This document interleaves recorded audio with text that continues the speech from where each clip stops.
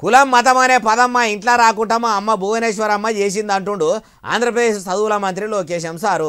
నారావారి నాలుకే మీదకెళ్ళి ఇప్పుడు ఈ పదాలు ఎందుకు దొరికినాయో ఇది అన్ని ముచ్చట్లు కూడా మనము లోకేశం సార్ని అడిగి తెలుసుకుందాం పాండ్రి. అయ్యా లోకేశం సారు ఏడున్నారా?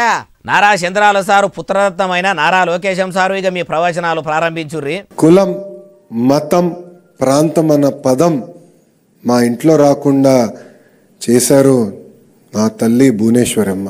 మరి మీ ఇంట్లో రాకుండా చేస్తే మీరేం చేసిరు సారు? అన్ని కులాలను మీ ఇంటికి పిలిచి, ముఖ్యంగా తక్కువ కులాలను పిలిచి దినం మీరు కూర్చునే డైనింగ్ టేబుల్ల దగ్గర కుర్చీలో కూర్చోబెట్టుకుని బువ్వ తింటుర్రా కలిసి? ముస్లిం క్రిస్టియన్ మతాలను కూడా మీరు చేసుకునే దావతులకు పూజలు పునస్కారాలకు పిలుచుకొని పండుగలు చేసుకుంటుర్రా? కులం మతం అంటేనే ఎవల కట్టుబాట్లు ఆచారాలు వాళ్ళకు ఉంటాయి, వాళ్ళ కుటుంబాలు ఫాలో అవుతాయి. అట్లా కాకుండా కూడా మీ ఇంట్లో ఉల్టా ఉంటుర్రా ఎట్లా?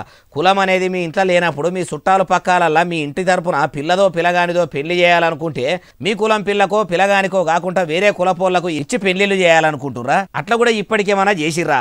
మాటల్లో ఎప్పుడు కాదు సారు, చేతల్లో చూపెడితే మీ ఇంట్లో కులము మతం అనే పదం వినబడకుండా చేసిండ్రేమో అనుకుంటారు. అట్లా ప్రాక్టికల్స్ ఏమన్నా చేసిర్రా? సనాతన ధర్మం అనుకుంటా మీ ఉప ముఖ్యమంత్రి పవనాల సారు ఓ దిక్కు హిందూ ధర్మం అనుకుంటా ఇరుసుక పడుతుంటే మీరిట్లా కుల మతాల గురించి చెప్తుంటే ఏమర్థం కాకుంటున్నది అంటుర్రు ఏ ముచ్చటిన్నోళ్ళు.